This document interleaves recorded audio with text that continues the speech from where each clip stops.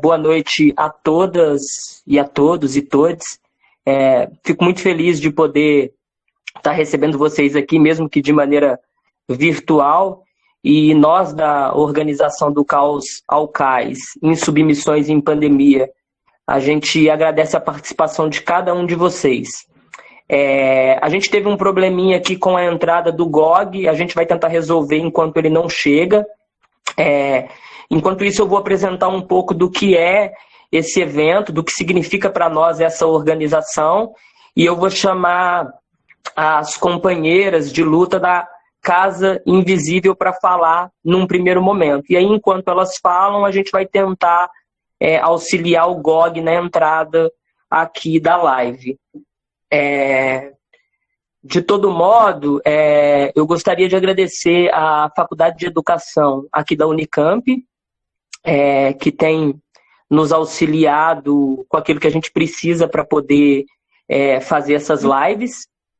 E também agradecer os companheiros de jornada, né? Marcelo Vicentim, Rafael, Mirelle, Alan, Renato, que estão ajudando na composição desse evento bonito que está acontecendo todas as semanas.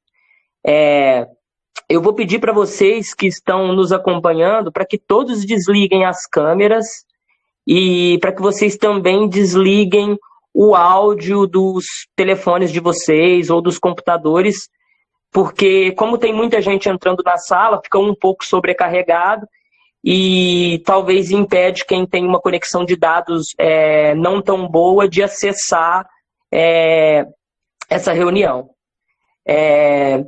Dito isso, né, também é importante lembrar que esse do Caos ao Cais é o segundo evento. Nós realizamos um no ano de 2019, com várias participações aqui na Universidade Estadual de Campinas.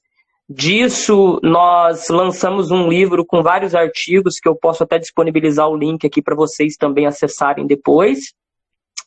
E essa foi a forma que nós encontramos, né, no do Caos ao Cais em submissões em pandemia, de tentar levar um pouco de acalento, de afeto, em meio a toda essa caoticidade.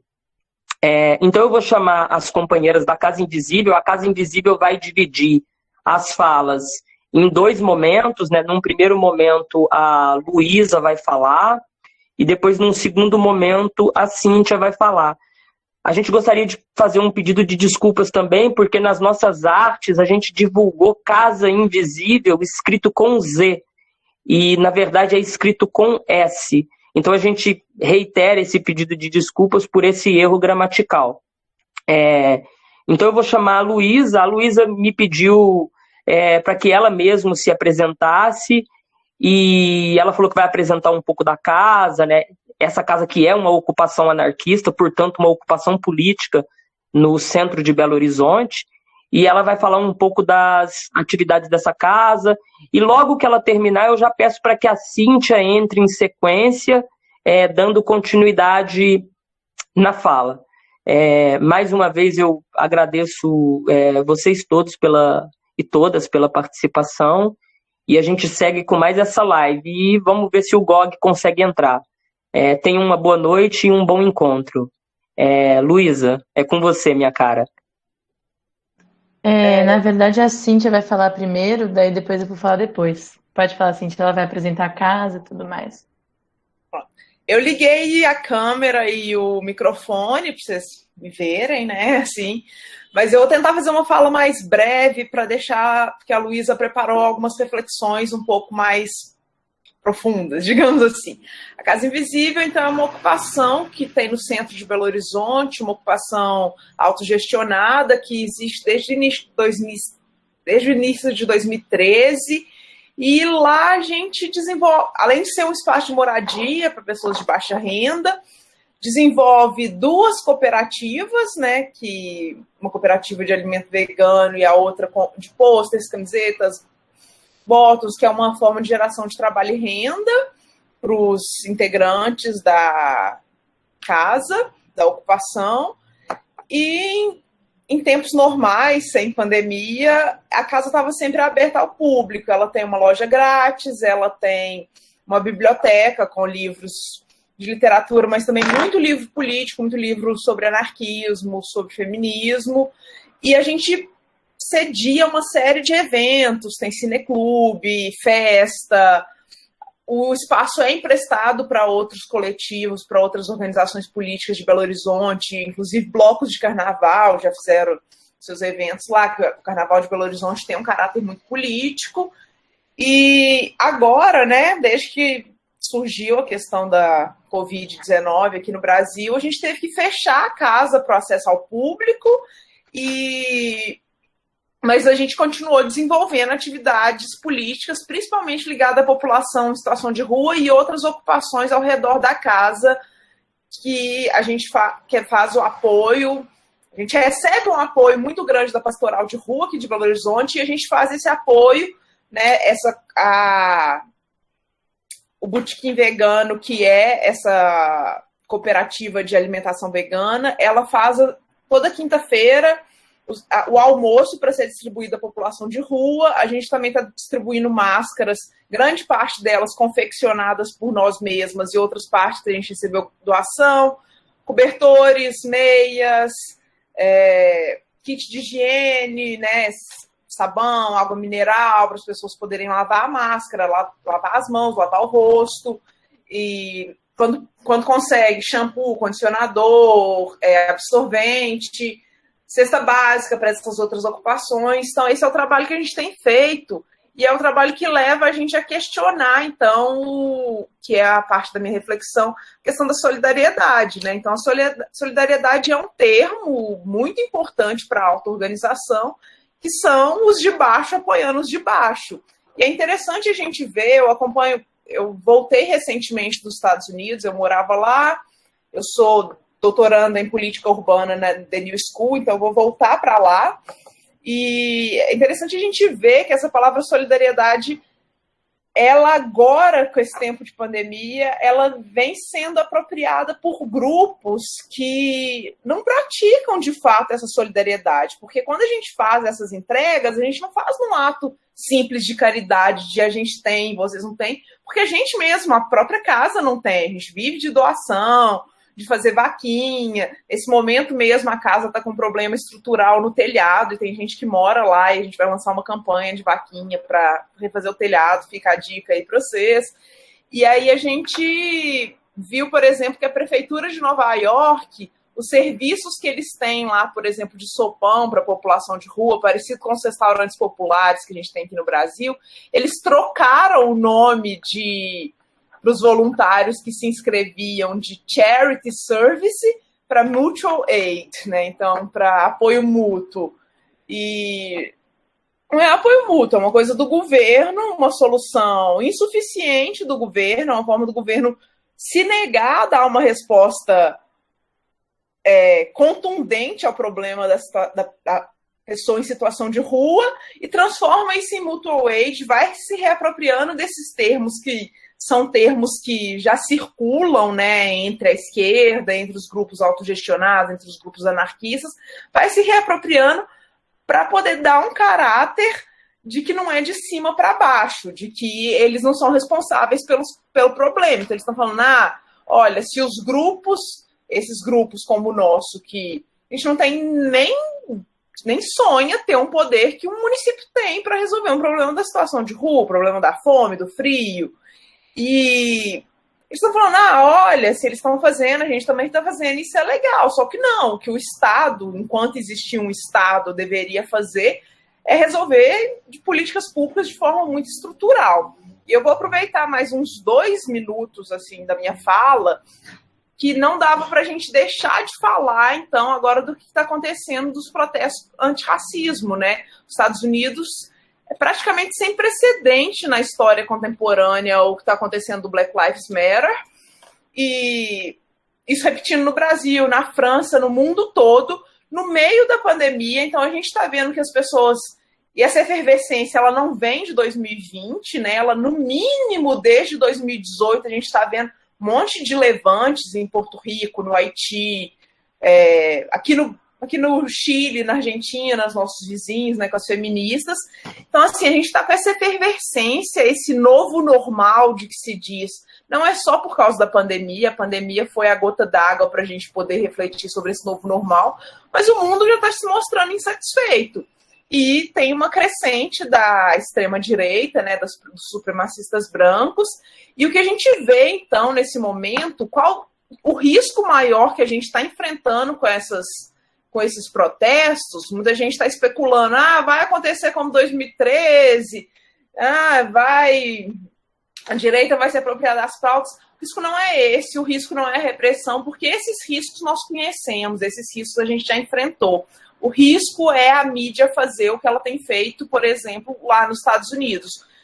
Depois de 4 dias de protesto nacional e 7 dias de protesto em Minneapolis, eles voltam a soltar os números de que está subindo os casos de Covid. Ontem mesmo, ou foi hoje, não sei, eu estava assistindo na Globo News e repetindo toda hora que teve 20 mil novos casos. Mas pouco antes dos protestos acontecer, pouco antes do George Floyd ter sido assassinado, eles estavam começando a diminuir esses números, falando que a curva estava sob controle para abrir a economia.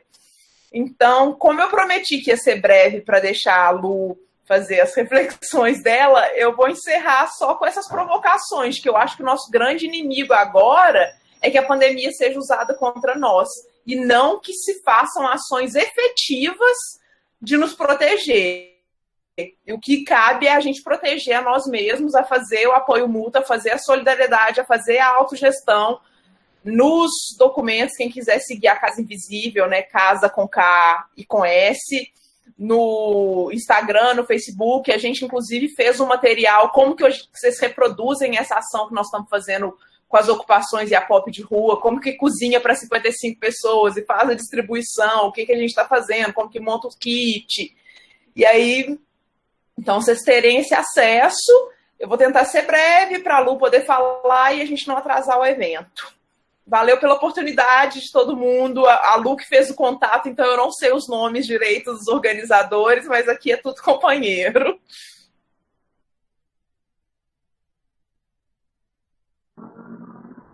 Obrigada, Cíntia. Acho que foi uma ótima introdução aí falar da casa, é muito importante falar dos Estados Unidos, que você está mais por dentro. Agradecer, né, o Coletivo Estudantes da Diferença, pelo que eu entendi, é quem está organizando esse evento. Agradecer o nosso mediador, Mateu Verdu. E pelo convite, eu acho que é muito importante a casa.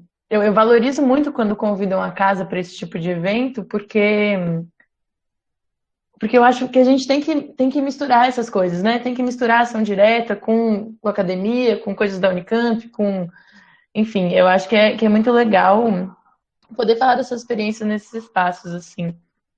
Como a gente já falou um pouco da casa, eu queria falar um pouco de outras reflexões que a gente está fazendo, porque é isso, assim, né? Em submissões em tempos de pandemia tem a ver com ação direta, mas tem a ver também com todas as outras coisas que a gente tem que pensar e que a gente tem que ficar refletindo, tomando cuidado nesses tempos, né? Porque conforme essas crises se mostram, seja crises políticas, sejam crises econômicas, sejam as crises sanitárias, os governos, eles vão aumentando os seus dispositivos de vigilância, os seus dispositivos de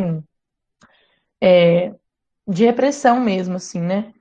Então, eu acho que a primeira coisa que eu queria falar é sobre isso, então, sobre a construção, sobre as novas formulações da democracia securitária, que é um termo utilizado pelo Laboratório de Análise em Segurança Internacional e Tecnologia de Monitoramento da Unifesp, que ele está lançando vários boletins e falando como a preocupação desses tempos, como a gente tem que ter essa preocupação de que todas as nossas relações estão sendo mediadas por telas, né, que são transformadas em metadados e que são transformadas em possibilidades de vigilância, de controle e de repressão pelos governos. Assim. Eu acho que não tem como a gente falar dos atos, das ações políticas em tempos de pandemia, sem falar desse cuidado que a gente precisa ter. Porque, bom, se a gente está vendo um crescimento de pesquisas sobre os algoritmos, sobre como eles são usados para nos manipular e para nos vigiar, a gente tem que perceber o quanto que esses algoritmos estão sendo úteis para o governo agora, né? E daí, pensando nisso, então,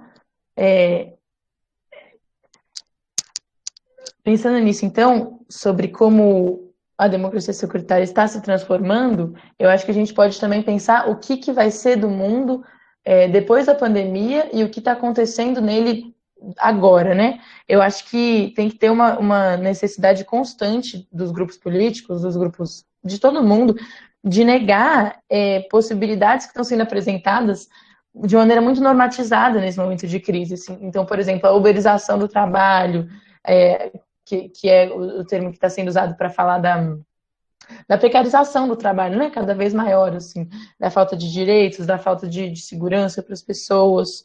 Essa própria coisa do ensino à distância, que a gente sabe que, enfim, foi necessária uma campanha gigante para o Enem não acontecer, para não continuar, né? Favorecendo quem foi sempre favorecido, desfavorecendo quem sempre foi desfavorecido. Então, eu acho que é nesse momento que a gente tem que manter um pé muito firme, assim, e negar todas essas coisas que estão sendo nos apresentadas enquanto alternativas, porque na verdade elas não são, assim, né? O que seria de um controle real do vírus é isso que a gente está tentando apresentar, ações solidárias, ações de apoio mútuo, ações de autogestão, saúde pública para todo mundo, defesa da saúde pública. E eu acho que é importante falar essas coisas, porque apesar de a gente foi convidada aqui, né, para falar enquanto uma casa ocupada, as ações políticas que a gente faz dentro da casa precisam ter esse pano de fundo, porque senão é isso que a Cintia falou, assim, né? Senão parecem ações de caridade, só que não são, assim, né? A gente tem esse plano de fundo que é uma organização política, que são ações de autogestão, que são ações de apoio mútuo.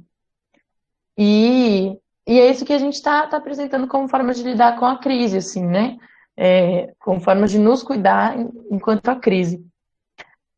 E daí, nesse momento, como em todos os momentos de crise, a gente pode ver que as contradições do capital estão cada vez mais claras, assim, né?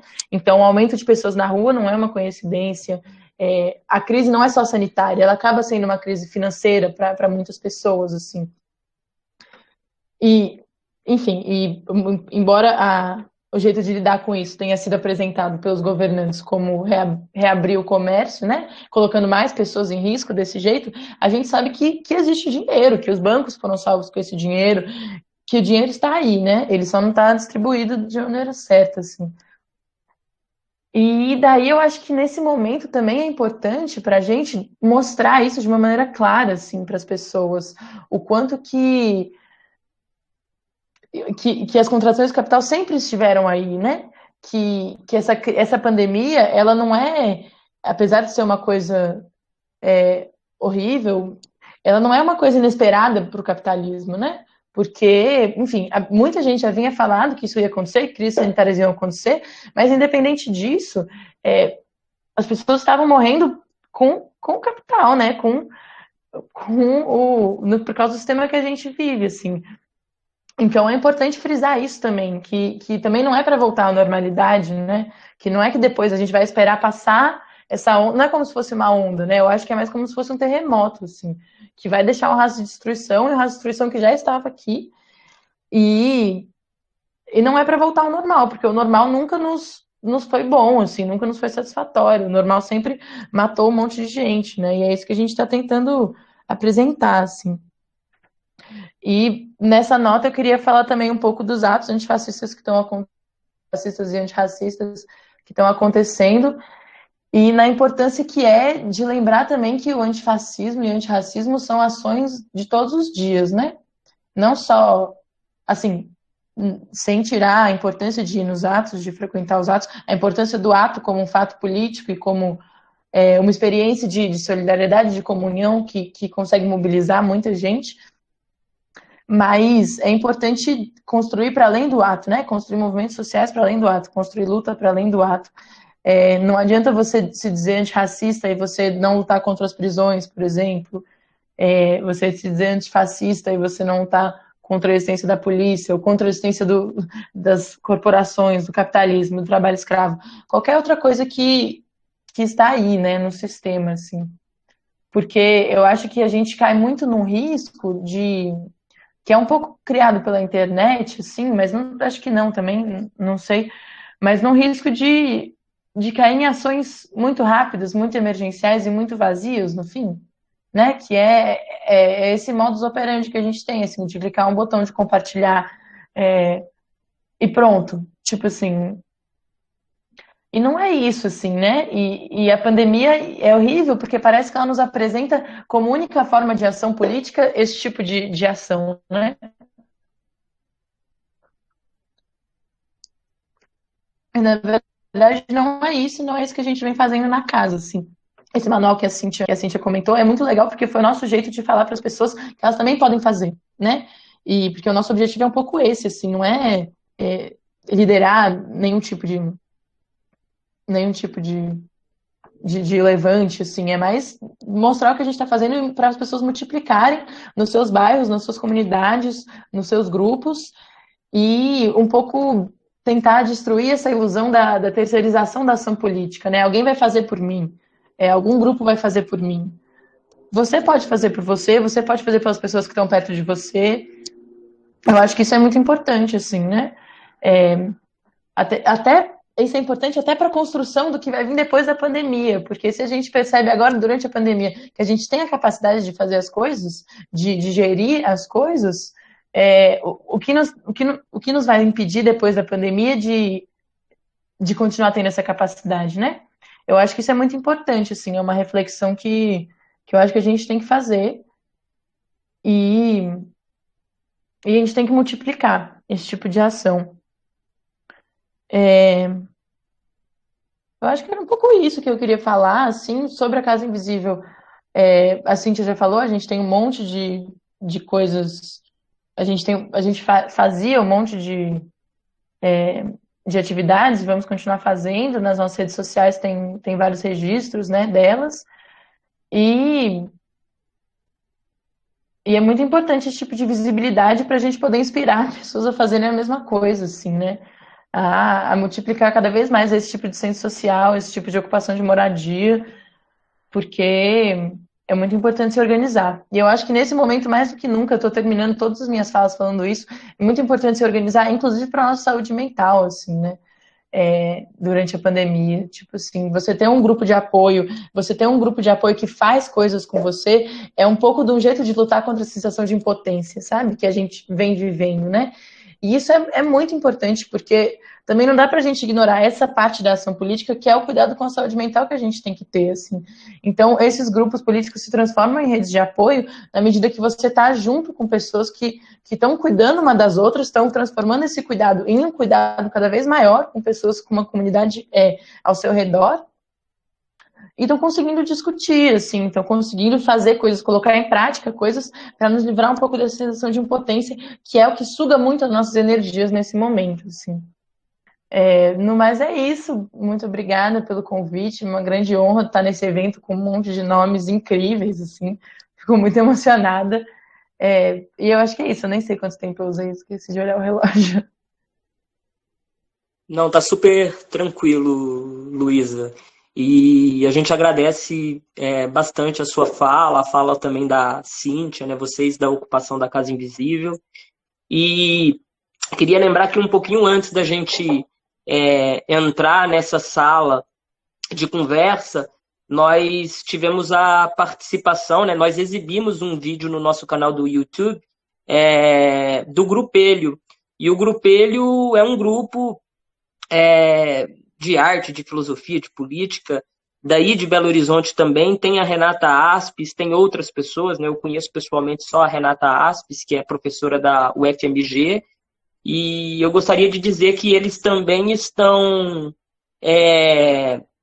participando dessa live, e a Renata Aspes apresentou um vídeo um pouco antes dessa sala de abertura. E eu queria falar com a Renata Aspes se ela tem algo para dizer sobre a live que nós exibimos, porque também acho que seria interessante na medida que aquele tipo de construção se dá na cidade, né? Se dá em meios abertos, etc.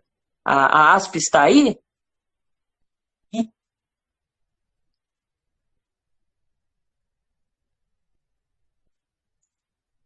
Parece que a gente está com um probleminha. Vocês estão conseguindo me ouvir bem? Eu estou aqui, Matheus. Você está me ouvindo? Eu estou te ouvindo.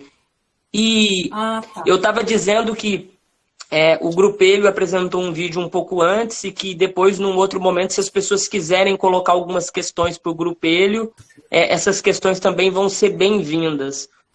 De todo modo, Renata, a gente te convida para fazer uma fala também, porque teve a participação do Grupelho um pouco antes. Eu acho que seria interessante você contextualizar um pouco das atividades do Grupelho aí em Belo Horizonte. Opa, GOG na área. Então, a gente abre a fala para o GOG, Renata, e depois você fala um pouco sobre o Grupelho, ou você fala um pouquinho sobre o Grupelho, e aí a gente fala um pouquinho com o GOG depois. Porque aí a gente já te convidou também para fazer uma fala, né? Acho que seria interessante ouvir os dois, então. Pode ser? Pode. Você que fala, se eu falo antes ou depois, quantos minutos, fala aí. Perfeito. Eu acho que você pode falar por cerca de uns 10 minutos e aí a gente abre a fala para o GOG, tá bom? Tá legal. Então, Obrigado. É o seguinte, imagina. Eu não sei se vocês assistiram, então, o filme do Grupelho. A gente é um grupo de estudos e ações em filosofia e educação. Então, o grupo é aberto, composto por pessoas que estão interessadas em pesquisar outras formas de se fazer filosofia, né? Outras formas de fazer filosofia, inclusive agenciada com outras formas de fazer tudo, né? Então, tem gente que vem da dança, do teatro, tem gente que é da pedagogia, a gente está na faculdade de educação na UFMG.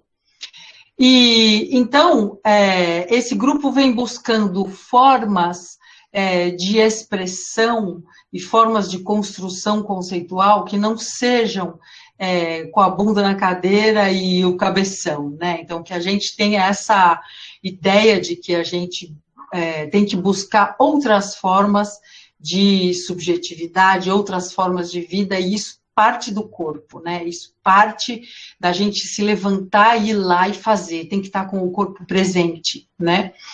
E a gente fazia, então, há 2 anos, essas intervenções, que é no meio da rua, na cidade, ações, gestos filosóficos na cidade, para afetar, para trazer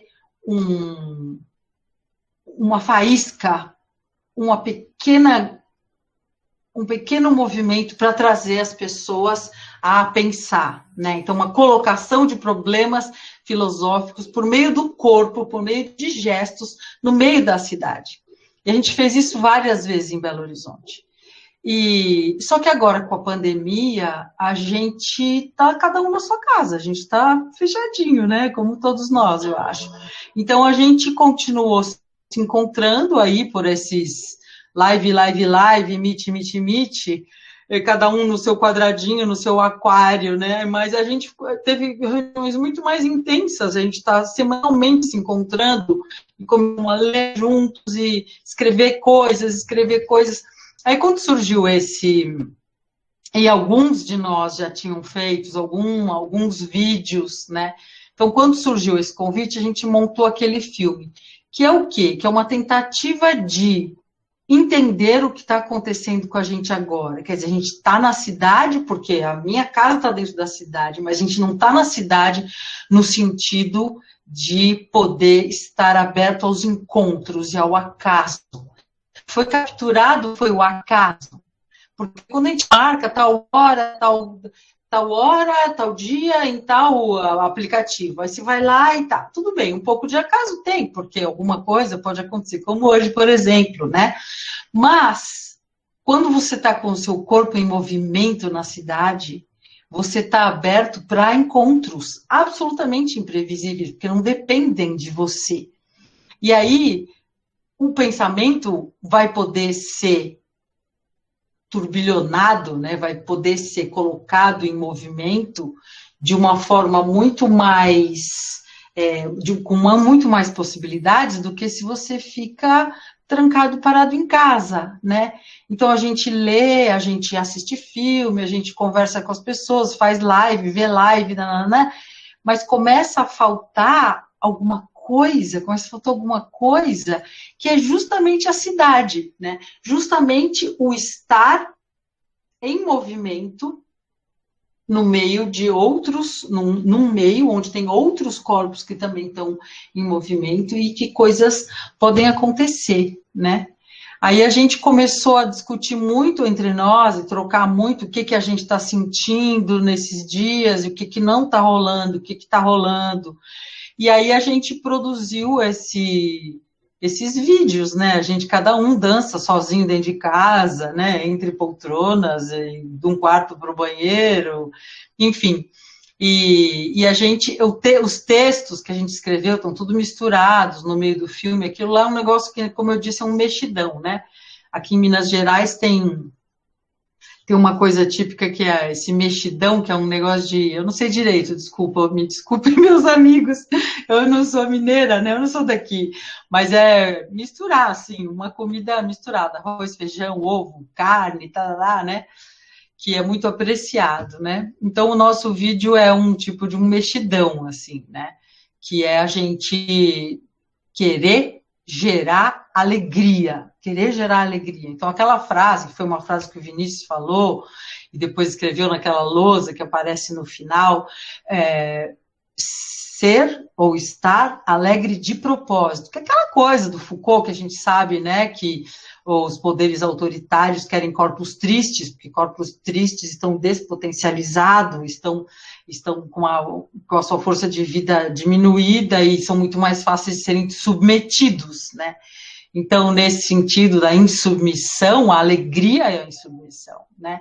Então, é difícil. Então, a gente faz automassagem, a gente medita, a gente toma um drink, a gente, enfim, compra um dildo, sei lá o quê, né? Como está escrito lá nesse vídeo, né?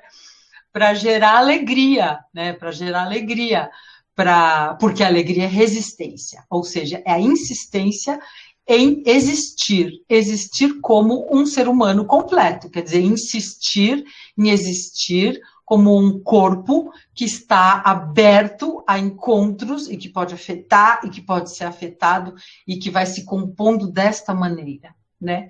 Então, a gente tem insistido nessas ações super misturadas, né, de ler, de escrever, de fazer filminho, etc. e tal, para gerar alegria, porque a alegria hoje é resistência, né? Então, claro que não é uma alegria, estou tão feliz no meio da pandemia, não é nada disso, não é eu estou feliz, né? Alegria na periferia com fome é osso, é mesmo, né? É mesmo, mas é como tudo dentro do capitalismo. Como tudo dentro do capitalismo, é que nem a gente fala lá no vídeo. Bom, lave as mãos. E quem não tem água, faz o quê? Né? Fique em casa. Casa? Que casa? Né? Ou seja, é desigual. É desigual. É desigual. Mas então, quem pode gerar alegria? As crianças podem gerar alegria. Passando fome, não. Mas quem pode gerar alegria... tentar gerar alegria, porque isso contagia também. É a criação do bando para o contágio, né? Contagia, e é isso que a gente está tentando fazer agora. Por que esse pessoal, que nos convidaram, os estudantes da diferença, o trans, etc., por que eles estão fazendo esse evento aqui, agora, hoje, nesse momento? Poderiam estar fazendo outra coisa? Não! Porque querem resistir. E querem gerar alegria, porque são encontros que geram alegria. E aí, bom, potencializa, né? Aquela coisa lá do Spinoza, ou seja, um bom encontro que te dá a potência de vida, te dá força de existir. E é isso que a gente está precisando agora. Inclusive e principalmente para poder depois se agenciar fisicamente, mas agora se agenciar com essas pessoas que não podem, que estão passando fome e que estão agravadas na sua desigualdade, né? Na desgraça do capitalismo, né? Então é isso que a gente está tentando fazer, né? Nesse momento, Verdu. É isso, querido. Renato, muito... Enfim, eu não tinha preparado nada. Valeu. Tudo bem, nós fizemos aqui um bem bolado, né, Renata? Legal. Muito obrigado O pela importante é que o participação. Bob entrou, né? E que conseguiu. Muito obrigado pela participação, viu, Renata? Tá, obrigada. Casa Eu Invisível também. E agora eu chamo o Gog, que é esse irmãozaço preto de Brasília, mano, firmeza demais, do rap nacional, poeta, né? Acho que rapper e poeta é um pleonasmo, né? E chamo ele aí para trazer uma contribuição. E sobre isso que você falou, Renata, acho que o Gog tem muito que falar, porque estou acompanhando as lives dele, aquilo que ele tem feito em Brasília. E mando um salve também lá para a expansão do setor O, lá do Penorte, Ceilândia. Salve, salve, galera daí de Brasília, da Quebrada, da periferia. E Gog, a palavra é com você, meu irmão. Satisfação demais poder te ouvir aí mais uma vez. Então, boa noite a todos e a todos. A satisfação também está por aqui, ouvindo vocês, recebendo mais energia, né, irmão? Eu acho que o momento é atualizador que está acontecendo, porque não é fácil. E eu faço parte do movimento hip hop há praticamente 4 décadas, né? A gente já vai para 4 décadas. Eu comecei um menino nisso aí, hoje estou um coroa nisso. E o louco é que a gente, muitas vezes, as pessoas pensam distantes, né, que nós somos a Fortaleza. Eu tenho recebido tantas mensagens, tantas ideias, tantos apelos, né, porque o rap, quando a gente fala que ele é a voz da favela, não é a voz por nós, é a voz por todos e todas, né, mano? Saca? Então, nós somos emissários das nossas vivências, mas também das vivências de outros corpos, de outras mentes, que não têm essa amplitude, né, para levar adiante a sua palavra. E isso, espiritualmente, isso pesa muito, sabe? É uma cena assim que você acorda todo dia numa missão e ainda nesse momento de pandemia se coloca com muito mais peso sobre a sua caminhada, a partir do momento que você seja uma pessoa responsável, né, mano? Que você realmente... Quando eu falo responsável, no sentido da responsabilidade de coletivizar tudo isso e atender a toda essa geração, e não é só uma geração, né? Sabe? São várias gerações, então gerações desde meados dos anos 80 até as gerações dos anos 90, parte da geração do século 21. E discutir cidade e pandemia para nós, né, mano, é como assim, eu posso falar, novos traumas, sabe? São novos traumas, porque se agrega muita cena ao que já vinha sendo difícil para nós. A professora Renata, né, ela acabou de falar uma cena muito importante, porque quando, sabe, para lavar as mãos, né, mano, sabe, para a maioria da comunidade, lavar as mãos é um gesto, é uma facilidade. Agora tem gente que não chega à água, mano. Sabe, o isolamento é uma coisa muito importante, mas e nesses barracos, mano, que, sabe, como eu já recebi relatos de pessoas, como é que eu faço, mano? Porque aqui em casa, a sala é a cozinha, mano, e a cozinha de noite é o quarto. É esse Brasil que vem falar, né, mano, que vem me buscar. E a gente tem que ter palavra, porque se não tiver palavra para isso, não adianta, sabe? Aí não adiantaria minha caminhada. Então, quando eu não falo por mim, eu não falo pelo Genival, eu não falo só pela essa casta, né, Genival Oliveira Gonçalves, Rogéria, Vitor, Guilherme, os meus filhos. Foi preciso romper o conceito de família tradicional, né, de vizinhança, né, sabe? O meu estado é o território, né, mano? É um território muito maior do que aquilo que colocaram como as nossas fronteiras, né? Isso vem, aguça a nossa criatividade. Eu tenho, através da internet, eu tenho conseguido atender muita gente através da criatividade, sabe? Daquele fazer de fazer o mexidão cultural, né? De misturar tudo e trazer. Então eu já vinha há algum tempo com as lives fazendo na bolinha do zóio. No país da bola, o que decide o jogo é a bola do zóio. Você imagina que você falar isso, cara, para quem não tem o olhar ereto, né, mano? Saca? Não digo nem acima, né, mano? Tem gente que tá com o olhar para cima, mas o olhar ereto, olhar na bolinha do zóio. e através da bolinha dos olhos você passar toda, sabe, as experiências que você não quer contar para ninguém, as experiências que te fazem se sentir menor, te sentir, talvez, não vítima, né, mano, mas simplesmente ação do que você é. Não, sabe, não são os vitimizados, são aqueles que falam, mano, isso é para nós mesmo e é na sua vida, sabe? É a geração dos aguerridos que olham dessa forma a missão. É para essas pessoas que a gente fala, quando a gente fala olhar na bolinha dos olhos, é muito importante, cara. E eles vêm aos 1.000, aos 2.000. Quando eu acabo uma live, tem 30 mil pessoas me assistindo, no Facebook, no Instagram. E no outro dia, quando você assiste, tem 70 mil pessoas. E aí você vê essa nova ferramenta, né, que durante muito tempo a gente pensava, principalmente o rap, né, mano? A minha geração do rap, a gente está rompendo também, são revoluções que estão acontecendo numa velocidade muito grande, e tem muita gente que não acompanha, e eu tento ser orgânico. A minha rede não tem pagamento de impulsionamento, a gente não compra like, não compra view, só que as pessoas vêm ver a gente de qualquer forma. Eu acho que isso é o mais louco, sabe, que está acontecendo. As minhas redes, elas crescem, para vocês terem ideia, as minhas redes, elas crescem numa média de entre 500 e 1.000 pessoas por dia, sabe? E isso, sabe, é toda uma estrutura precisando de estrutura, sabe? E eu tenho que ser, né, no improviso, claro que na busca responsável das cenas, como eu falei, mas eu tenho que ser no improviso a palavra dessas pessoas. Ontem eu gravei um vídeo que viralizou,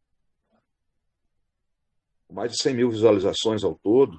Hoje, menos de 24 horas depois, não, já tem 24 horas, gravei pela manhã de ontem, que é o que é o fascismo. As pessoas, entendeu, mano? A quebrada, ela quer entender, sabe? Poxa, que fita é essa aí, mano? De ser antifascista. O governo, diz que o governo aí desse cara aqui, um monte de gente aqui da quebrada votou nele, sabe, para tirar o PT, diz que ele é fascista. Não, o que é fascista agora? Sabe? Então aí você vê uma lacuna que tem na esquerda brasileira, porque a esquerda, ela nesse debate com o centro, ela não volta para a base mesmo, mano. Ela quer discutir a governança sem trocar uma ideia com a base. E o outro lado, ele está agindo estrategicamente mais inteligente que grande parte da esquerda do Brasil. Eles estão dentro das igrejas evangélicas, eles estão ali recebendo e dando voz àquelas vítimas que querem o terror depois de ter seus filhos perdidos, sabe? Os de classe média. Onde é que pode, né, em tempos de pandemia, a esquerda não perceber isso? Sabe? Qual que é a posição da quebrada, Gog? Quando o Lula falou, mano, que a pandemia foi bom para mostrar que o Estado mínimo não serve. Ô, mano, o cara tá contra nós, Gog. Então, tudo isso são temáticas, são cenas que todo dia a gente tem que pegar e jogar, sabe, água nesse fogo e na mesma hora dizer, mano, peraí, mas apaga esse fogo aqui, mas tem que acender outro fogo, que é fogo nos racista. Fogo nos racista. Então, tudo isso vem numa gramatura muito pesada todo dia. E aí já tem o quê? Eu acabei de fazer agora, eu vim para cá e eu estava fazendo a Blitz GOG. O que é a Blitz GOG? A Blitz GOG é sintonia, né? A gente pega o nome de uma Blitz, que é uma Blitz, pô, é a geral, né, mano? É você tomar uma dos homens aí. E aí a gente traz para o nosso dia a dia, mano, eu vou bater na sua porta e vou entrar pelo som. Pô, Gogo, mas aqui você pode entrar. Pois é, mas é a Blitz GOG. Quero saber como é que está a sua quebrada, como é que você está fazendo, como é que vocês estão mantendo isolamento, como é que é isso, né? Sabe? Como é que coloca... Gog, porra, mano, a gente está se virando como pode, mas, pô, a gente tem que trabalhar, Gog. Então, como é que pode ser o isolamento social, Gog, se a gente tem que trampar? Porque, pô, aqui, Gog, nós não tem economia, a economia da reserva, né, mano? A gente não tem a reserva, a gente pagou, a gente comprou ontem o amendoim, vendeu no sinal, e aí, com o lucro do amendoim, a gente comprou a mistura E aí, com a outra parte, a gente voltou para comprar para voltar amanhã. Como é que a gente não volta? Se a gente não voltar amanhã, a gente não tem rango, mano. E aí você tem que mediar com esse parceiro. Mano, vai, mas você tem que seguir algumas recomendações, mano. Vocês estão entendendo como é que é? Essa é a cena. Esse é o Brasil que eu venho trazer para vocês, que é o debate hoje que vem para mim através das minhas redes sociais, através do meu diálogo direto com essa comunidade. E por que eu fiz batendo de porta em porta? Para essa pessoa se entender que ela tem que ser protagonista, mano. Ela tem que estar ativa, ela tem que saber como é que está a outra quebrada, ela tem que se unir e dentro da sua, diante do aprendizado que ele faz com a outra. Aí daqui a pouco tem um GOG Convida Live, que já é com personalidade do hip hop. Eu chamo ali o Ferrez, vamos trocar uma ideia, né? Aí eu chamo o Dexter, e aí vamos trocar uma ideia, aí reforça mais ainda as trincheiras do bagulho, entendeu? E aí a gente vai se blindando contra tudo que vem, né, mano? Porque os moleques estão 1h30 com nós, mas eles estão com o sistemão durante as 23 horas, mano, do dia. Menos o que dorme. Mas eles dormem sonhando, né, mano, com o que ouviu durante o dia. Você sabe que quando você dorme, o seu inconsciente ali, ele tá tramando também, ele tá conversando com você. Não é só deitar e apagar da mente. Então é isso. Eu queria falar aí, a princípio. Pô, massa demais, Gog. Firmeza total. E a gente agradece a sua participação, a sua fala. Pensar um pouco nessa coisa das vozes outras, né? Porque a gente é preto, né? E a gente sai das periferias, vai fazer universidade, vai fazer programas de pós. Inclusive, eu vejo você sempre falando muito sobre isso. E a gente tem uma certa dificuldade em estabelecer relações com essas vozes outras, né? Depois que a gente passa pela universidade. Eu acho que a gente precisa continuar, né? Como diria o Mano Brown, né? Como diz você, né? A gente sai da favela, mas a favela nunca sai da gente, né? A periferia nunca sai da gente. Então eu gostaria de abrir essa sala de debates, né? Que também teve a participação da Renata Aspes de última hora, e a gente agradece. Eu queria abrir para que as pessoas pudessem trazer questões ou trazer apontamentos, tanto para o GOG, como para o pessoal da Casa Invisível, que é uma ocupação anarquista, como eu falei, na cidade de Belo Horizonte, né? E também para o GOG. Então, o microfone está aberto, eu incentivo vocês a ligarem os microfones, ligarem as câmeras e entrarem na sala para que isso fique registrado. E aí eu abro e passo a bola para vocês aí, quem tiver questões, vamos bater um papo aí.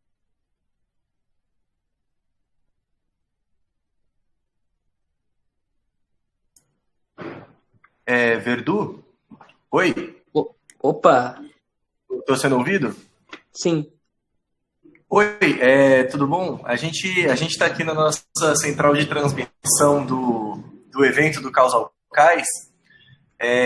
Eu queria só, em nome de ninguém, mas junto a todo o coletivo dos estudantes da diferença, dos grupos Lima, Trans e Fala de pesquisa lá da Unicamp, agradecer a todo mundo, né, a presença, e dizer que a gente teve mais problemas de conexão hoje do que é comum. A gente está aprendendo um pouco esse formato em autogestão, em puro apoio mútuo, e a gente está aqui num grupo de 6, 7 pessoas em cidades diferentes, dependendo da conexão de cada um para fazer. Então a gente agradece a compreensão de todos. Eu queria agradecer muito a fala incrível e incendiária dos nossos convidados e convidadas de hoje. E eu queria perguntar como que, pensando bastante contemporâneo, dito isso semana passada, como que os nossos convidados veem essa popularização, por um lado, e essa apropriação, por outro, da bandeira antifascista, tanto das cores quanto da palavra antifascista. A gente viu até manifestações na internet como patriotas antifascistas e coisas um pouco absurdas, mas também a gente vê um apoio amplo a uma bandeira que não é tão propagandável assim, né? Então eu queria saber se eles acham que é mais positivo, se é mais negativo, e se a gente tem algum eco das marchas de 2013 nisso. tanto na possibilidade de ter um grande apoio popular, quanto na possibilidade de ser enquadrado na lei anti-manifestação ou antiterrorista do governo Dilma. Queria perguntar isso para os nossos colegas. Agradeço muito. Eu acho que nós podemos fazer uma sequência de respostas conforme as falas foram se expondo, né? Então eu chamo o pessoal da Casa Invisível, depois a Renata Aspes pode falar, e depois o Gog. Vou pedir só para não se estenderem muito, porque tem outras questões aqui, eu acho que a gente pode melhorar o debate um pouco depois, trazendo mais questões. Cíntia, você quer falar? Pode falar. Eu acho que isso é muito complicado, assim, né? Eu pessoalmente venho lendo várias coisas sobre isso, venho acompanhando as redes sociais e ainda não tenho uma resposta definitiva, que eu acho que é uma coisa boa, assim, na verdade, não tem uma resposta definitiva. O que eu posso dizer é que tudo é disputa, desde sempre, assim, né? Então, desde sempre, a gente tem uma apropriação de diversos termos, inclusive a Cíntia acabou de falar do termo de apoio mútuo sendo apropriado pelo governo de Nova York, assim, né? Para mascarar uma coisa que é uma caridade, que é uma... Enfim. Então, tudo está sendo apropriado o tempo todo, assim, né? Eu acho que isso só mostra o quão urgente que é a disputa e que é isso que o Gog falou, assim, né? O quão urgente é a disputa e é o diálogo com todo mundo, assim, né? Esse trabalho que ele fez, achei muito massa de falar o que é fascismo pra galera, que a galera não sabe, assim, né? Falar e consequentemente, falar o que é antifascismo. Eu acho que sobre os termos, sobre as bandeiras especificamente, assim, né? Eu acho que rola uma certa dissolução, assim, né? Então, por exemplo, a gente dá esse medo de daqui a pouco, sei lá, a Renner tá vendendo bandeira antifascista. Mas, ao mesmo tempo, eu acho que, tipo assim, algumas coisas não podem ser descartadas totalmente. A gente tem bandeiras antifascistas, tipo assim, feministas antifascistas, coisas, por exemplo, desse tipo, que é periferia antifascista, que eu acho que é muito importante para a gente poder falar que o antifascismo é uma luta de vários tipos de pessoas, assim, né? E que é uma luta pela liberdade, porque o que o fascismo faz é exatamente isso, ele apaga as identidades das pessoas em uma grande massa, assim, né? Então, ele é antirracista, ele é, tipo assim, capitalista, né? Desculpa, o racismo, tô confusa. O fascismo é racista, ele é capitalista, ele oprime as mulheres, ele oprime os LGBTs, ele é um sistema de opressão. Então, o que a gente tem, essa multiplicidade de bandeiras antifascistas, eu acho que é interessante, assim, né? O que não pode virar é bagunça, mas daí, de novo, vem a disputa, assim, né? E o jeito de não fazer virar essa bagunça é disputando ações. É a galera vendo que antifascismo é mais do que você mudar o seu ícone no Instagram. Ele é ir pra rua, ou é fazer ações da maneira que você conseguir. É isso que o Gog tá fazendo live, falando pra galera o que tá acontecendo, instruindo a galera. É isso, assim, né? Pra mim, o antifascismo é isso. E daí, se vai ter bandeira, se não vai, assim... por mais que eu veja a importância dos símbolos, eu acho que as ações são muito mais importantes, né? Então, eu acho que, na verdade, as discussões são essas. Sobre 2013, sim, a gente tem que aprender o que a gente sofreu em 2013, que é uma perseguição gigante aos movimentos sociais e aos militantes, e a gente tem que tomar cuidado, tem que tomar mais cuidado, cultura de segurança, cada vez mais, assim. Mas não vou me estender mais. Tem mais coisa para falar, mas pode falar, galera.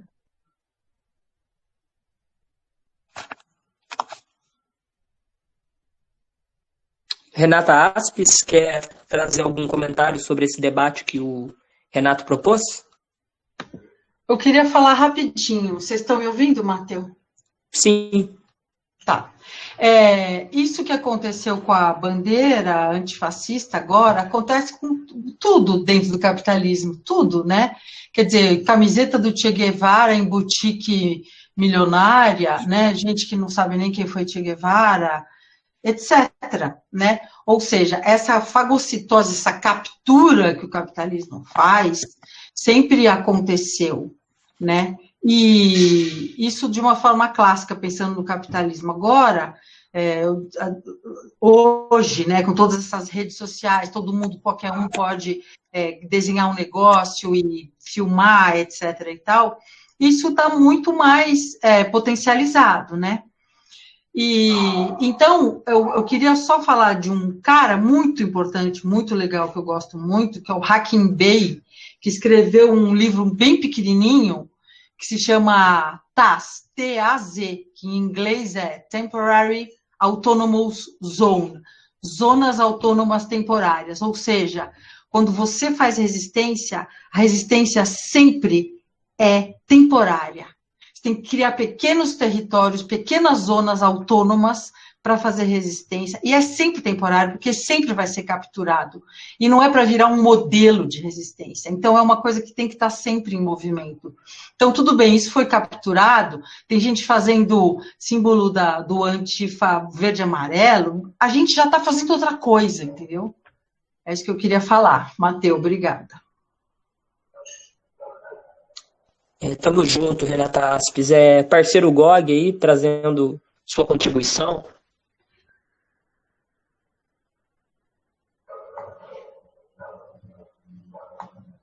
Bom, eu não sei se o GOG caiu, se ele está aí ainda. De todo modo, eu vou trazer outra pergunta aqui enquanto ele não retorna. Tem uma pergunta aqui feita pela Dorothy Martes. Ela pergunta: isolamento para quem? Os corpos da periferia trabalham para que outros corpos fiquem em quarentena? Tem um comentário do Matheus Uchoa: antifascismo não é identidade.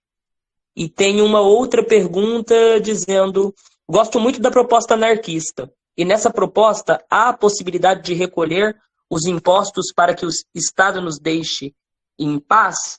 E uma outra pergunta, que é uma pergunta que muitas pessoas têm feito na rede, é: se eu me coloco como antifascista e me disponho a matar um fascista, continuo sendo um antifascista ou me transformei num fascista? Uma pergunta de ordem retórica aqui, né?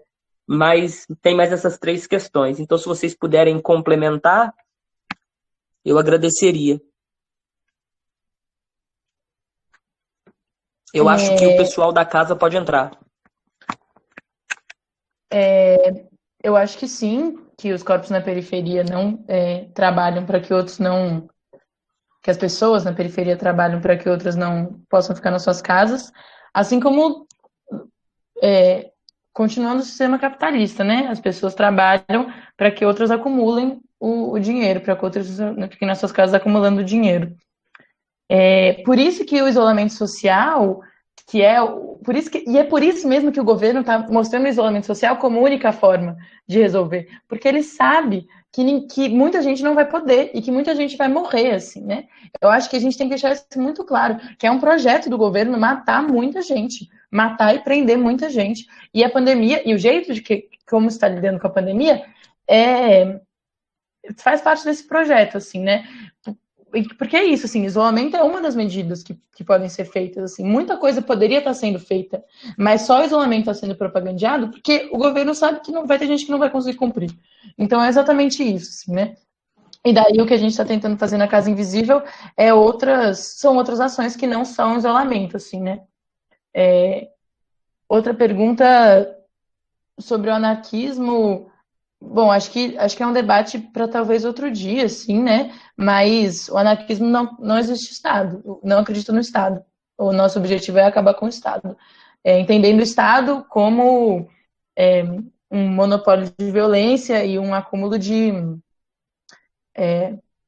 o Estado como uma hierarquia de poder onde poucos controlam e impõem a sua vontade sobre muitos, né? E mesmo do Estado democrático, né? Se a gente for pensar no Estado democrático ideal, isso ainda aconteceria, assim, né?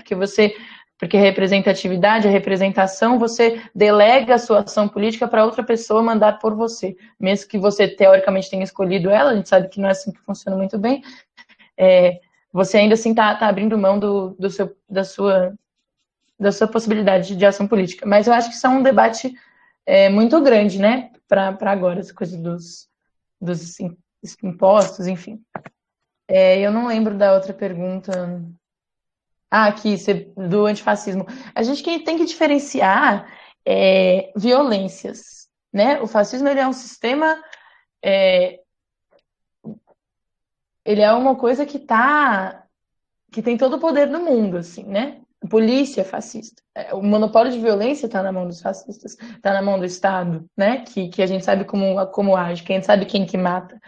Então, quando você mata um fascista, você está agindo em autodefesa, dependendo de quem você for, assim. E a violência enquanto opressão é muito diferente da violência enquanto autodefesa, assim, né? Não dá para relativizar essas coisas, não dá para deshistoricizar essas coisas. O fascismo, ele tem uma história, ele tem um projeto político de quem que ele está tentando apagar, de quem que ele está tentando matar, que subjetividades que ele está matando. Quando você vai contra isso, você está indo contra todo um projeto político, você está indo contra toda uma opressão estrutural, você não está só matando o indivíduo, né? Então, acho que isso precisa ser lembrado, assim, eu também não tenho você não se torna um fascista. Eu não tenho uma resposta se é esse que tem que fazer, se tem que sair matando, enfim, sei lá, acho que cada um vai ter que achar isso segundo o seu projeto, assim, né? E eu acho que, inclusive, mais importante que isso é a gente fazer outras ações. Mas você não se torna um fascista. Tipo assim, fascismo não é isso, assim, né? Cíntia, se eu estiver falando alguma coisa que você discorda, pode me interromper, viu? Porque aqui a gente está representando a casa visivelmente está como individualidades também. Não, eu não discordei de nada, não. Eu queria fazer um complemento, já que teve essa pergunta do imposto, que é uma coisa muito complicada, né? Não vai haver imposto se não houver Estado, o que não significa, né, quando a gente fala cada um produz de acordo com as suas capacidades para distribuir a cada um com suas necessidades, isso também significa distribuir para o coletivo. Então, assim, é claro que se a gente vai manter estruturas coletivas, a gente vai manter uma horta comunitária, a gente vai manter uma ocupação, a gente vai manter um centro social, um centro de cultura, a gente vai tirar né? A gente não vai cair no anarcocapitalismo de que essa ideia de que imposto é roubo, porque vão existir formas similares. A gente, quando superar o Estado, a gente vai melhorar estruturas que o Estado já teve, né? A gente vai ter que ter formas da coletividade tirar da sua parte individual para sustentar isso que é coletivo. Então, assim, eu não acho que o nome disso vai ser imposto. Acho que, muito diferente do imposto, não vai servir para sustentar uma classe burguesa que controla o Estado, né? Então, assim, a gente não vai ter cartão corporativo, a gente não vai pagar salário para político, não vai ter nada disso, mas a gente ainda assim vai ter taxas coletivas. Perfeito, Cíntia. Renata Aspes, quer fazer algum comentário? Antes eu vou pedir desculpas mais uma vez. Eu acho que vocês acompanharam que o GOG teve uma série de problemas lá de onde ele está para se conectar conosco, e ele mandou um WhatsApp aqui pedindo desculpas porque a conexão caiu. Ele está tentando retornar para a sala, mas que se ele não conseguir, ele pede desculpa e agradece a todos e a todos. Aí a Renata pode, acho que, comentar algo agora sobre essas questões, e depois a gente abre para mais uma rodada de perguntas, e aí, mais uma vez, eu incentivo vocês a abrirem as câmeras e os microfones, tá bom? Alguém comentou, ou foi dentro de uma pergunta, que antifascismo não é uma identidade. Antifascismo não é uma identidade mesmo. Antifascismo é um modo de agir, né? E o fascismo, antes de ser um governo, ele é um modo de pensar. O fascismo é um modo de pensar. Então, uma pessoa que não tenha nada a ver com política pode estar vivendo num país democrático, pode ser um fascista, né? E o Estado também tem que ser entendido como uma forma de pensar, no meu modo de entender. Por quê? Porque o que nem o Verdu falou assim, você sai da favela, mas a favela não sai de você. Nesse mesmo sentido de você pode querer ser um anarquista ou um anti-isso, um anti-aquilo, e está pensando como Estado, isso acontece muito, né? Então, é muito fácil a gente falar teorias, mas é muito mais difícil a gente agir, que nem o pessoal da Casa Invisível, por exemplo, quer dizer, é muito fácil você ser um anarquista de botequim, difícil é você ocupar uma casa, fazer ela funcionar de uma outra maneira e pensar de outra maneira e agir de outra maneira politicamente no mundo. Então, o antifascismo é uma ação, e tem que ser uma ação coerente com aquilo que a gente fala. E o Estado também, ele já está dentro do nosso modo de pensar, né? A biopolítica, existe toda uma imagem do pensamento que a gente já foi formado naquilo e a gente não consegue ver que a gente pode decidir pensar de outra maneira. A gente não precisa ficar só escolhendo as maneiras que estão disponíveis de pensar. E é claro que quem está na periferia tem que sair na rua e se expor e usar a mesma máscara 10 vezes para trabalhar, para trazer a comida para quem está podendo ficar em casa, etc. Ou seja, essa pandemia não traz igualdade porcaria nenhuma. Quer dizer, as pessoas dizem, o vírus é democrático, pega em qualquer um, é mentira. Então, a primeira mulher que... Eu não sei se foi a primeira, mas enfim, a primeira mulher brasileira que morreu de Covid era empregada de uma casa de pessoas que tinham estado na Itália e trouxeram o vírus. Eles não morreram, ela morreu.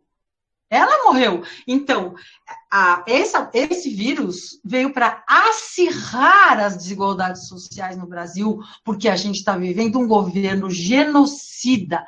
E aí Desculpa, eu esqueci o nome da menina da Casa Invisível que acabou de falar. Esse governo tem um plano de matar muita gente, mas é muita gente escolhida, é um determinado tipo de muita gente que está sendo escolhida. Isso chama eugenia. Então, é claro que são os pretos, são os negros, são todos os pobres que estão nas favelas, essas vidas não valem nada, Então, tudo bem na cabeça dessas pessoas que estão no governo hoje, né, dizer que é apenas uma gripe. Então, a gente precisa entender que a gente está vivendo agora um acirramento das contradições do capitalismo e a gente tem que se posicionar de uma forma física, com o corpo. O que você está fazendo? Você está ligando para o iFood para pedir um hamburgão não sei aonde? Quem vai trazer, né? Enfim, é o modo de se posicionar perante as coisas na concretude do cotidiano que vão afirmar ou negar aquelas coisas que são muito fáceis da gente falar, a gente escrever artigos e tal, né? Obrigada, era isso, Matheus. Perfeito, Renata Aspes. Parece que o Gog conseguiu voltar para a sala. Gog, você queria trazer alguma contribuição acerca dessa questão de isolamento para quem? Será que os corpos negros, os corpos da periferia que trabalham para que outras pessoas estejam isoladas? Você poderia falar um pouco sobre isso? Ô, Verdu, só um segundinho antes do Gog falar, posso pedir que tem uma pergunta, a Silvia Jardim no chat também queria fazer uma pergunta para o Gog. Silvia, você está na escuta? Você pode completar? A gente já faz uma rodada de perguntas também? Oi, estão me ouvindo? Sim. Alô é ótimo, né? Então, eu vou tentar falar rapidamente aqui. Eu assisti um vídeo hoje muito interessante do Não Me Colonize. E ela trouxe uma questão que, né, eu, como pessoa branca, né, que não estou dentro dos movimentos tão ativamente, foi bem, bem novo para mim. E eu queria que o Gog falasse um pouco sobre isso. Ela trouxe a questão de o antifascismo, né, o termo antifascismo está sendo usado em cima do antirracismo, né, porque foi uma situação bem esquisita. Eu dormi no domingo com antirracismo estourando no mundo todo. Acordei com antifascismo no Instagram inteiro, né? Então, eu fiquei perdida, assim. E ela falou sobre isso, que, mais uma vez, a história vai ser contada pelos brancos, né? Começou com os negros e vai ser contada pelos brancos. Eu queria que ele falasse um pouco sobre essa questão. Não sei se deu para entender.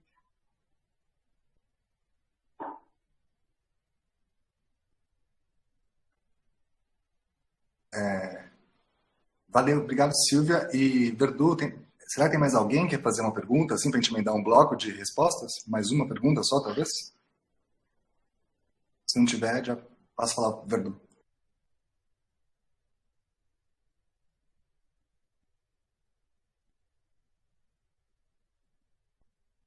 O Gog está na sala ou caiu novamente?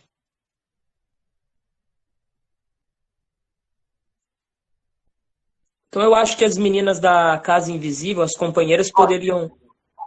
O Gog está online, só que ele está com o microfone desligado. Se puder ligar o microfone, ele tá... Opa, tá me ouvindo? Tô te ouvindo. Sim, estamos. O Gog está na sala ou caiu novamente?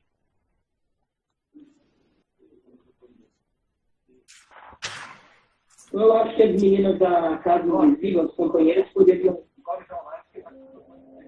Eu acho que as meninas da Casa Invisível poderiam responder essa questão que a Silvia colocou. Porque parece que o Gog caiu novamente. Não, deixa eu falar. Tá muito atrasado. Boa noite. Eu estava revendo aquele filme The Square esses dias. E ele fala do exemplo lá da insurreição popular no Egito, né? Começou ali em 2011, se eu não me engano. E aí acontece o fato de a galera conseguir tirar um ditador que está há 30 anos no poder. Esse ditador sai, mas fica todo o exército que estava por trás dele. E aí não muda nada, pelo contrário, o exército torna a ditadura ainda mais forte. E aí o pessoal vai para a praça de novo, morre muita gente. O exército passa por cima da galera com tanque. Eles resistem, continuam na praça. E aí a Irmandade Muçulmana se junta na ocupação da praça. Em determinado momento eles fazem um acordo a 7 chaves com o exército e saem da ocupação. E aí o exército reprime de novo a ocupação, destrói. E nas eleições, convoca eleições e a Irmandade Muçulmana ganha e continua oprimindo o pessoal. E aí tem a fala no final do principal protagonista do filme, é muito boa, que ele fala que a gente não está procurando uma nova pessoa para nos oprimir, a gente está buscando uma... Ele não fala ideia, ele fala uma palavra mais bonita. Mas aí eu queria saber de vocês... se esse roteiro, assim, sai um, entra outro, sai um, entra outro, vocês acham que o Brasil pode entrar nisso nesse momento, assim? Porque eu percebo que Dilma saiu, entrou Temer, e aí tá todo mundo fora Temer, e aí Temer já foi, agora o Bolsonaro, e aí fora Bolsonaro, então da gente ficar nesse ciclo entra e sai, entra e sai. O que é que vocês achariam disso?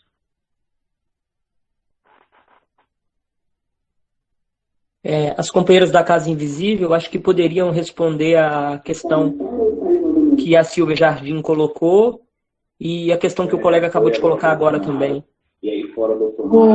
O Gog tinha entrado, mas ele... Eu acho que o som dele estava atrasado, né? Acho que a conexão dele estava atrasada. Mas eu diria que assim que ele entrar... E a questão que o colega acabou de colocar agora também. Vou só pedir para esse colega que acabou de falar de ligar o microfone que está dando eco aqui. Por favor.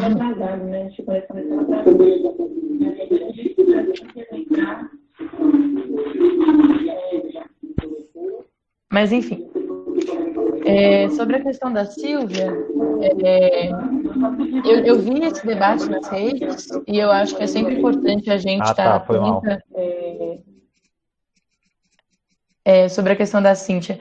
Eu vi esse debate nas redes, eu acho que é muito importante a gente estar atenta aí, especialmente nós, pessoas brancas, né, para não estar apagando nenhuma questão e nem perpetuando o mito da democracia racial que assola o Brasil, assim, né? Mas eu acho que também é importante a gente disputar o antirracismo como antirracista em sua essência, assim, né? Não dá para ser antifascista sem ser antirracista. E eu acho que historicamente a gente consegue ver isso, assim, né? E disputar esse lugar, assim, né? Disputar essas lutas conjuntas, disputar essa palavra antifascismo, marcando essa posição, assim, né? Então, disputar o antifascismo, que é você lutar contra um sistema genocida, assim, né? Contra um sistema de extermínio de corpos negros. O antifascismo também é isso, assim, né?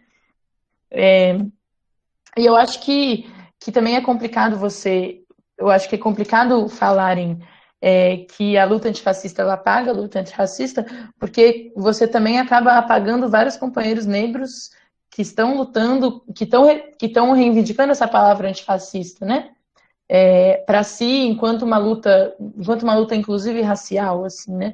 Eu acho que a gente cai um pouco às vezes nesse perigo. Eu vi pessoas, companheiros negros meus falando isso, assim, né? Tipo,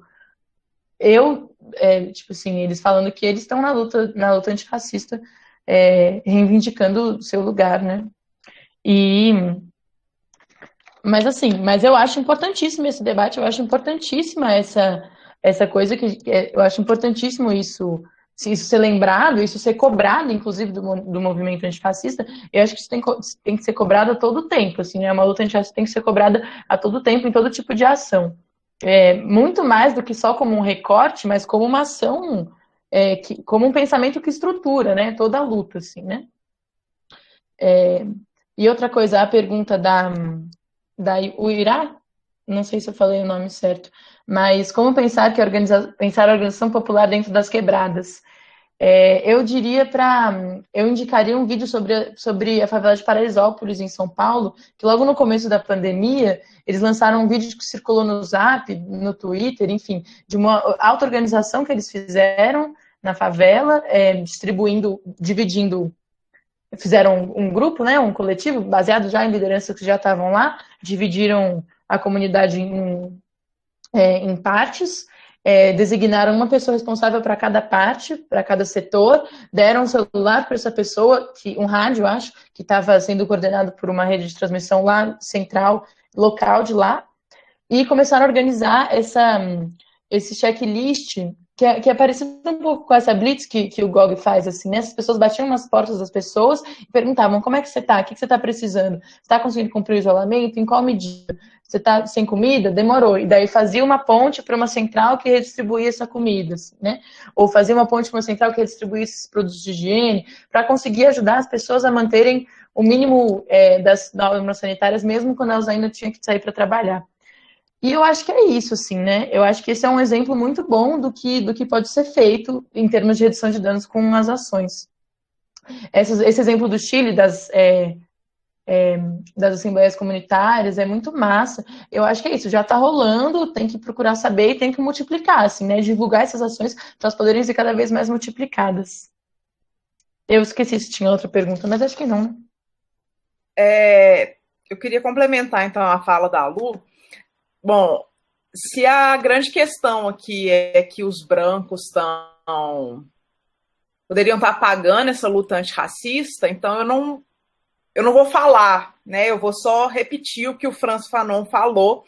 Tem uma nota de rodapé nos Condenados da Terra que ele diz: e o que não é o fascismo senão o colonialismo dentro do próprio território europeu? Qual que é a conclusão disso? O fascismo é filho do imperialismo, que é filho do colonialismo, que é pai do capitalismo e que só pôde se estruturar a partir do racismo.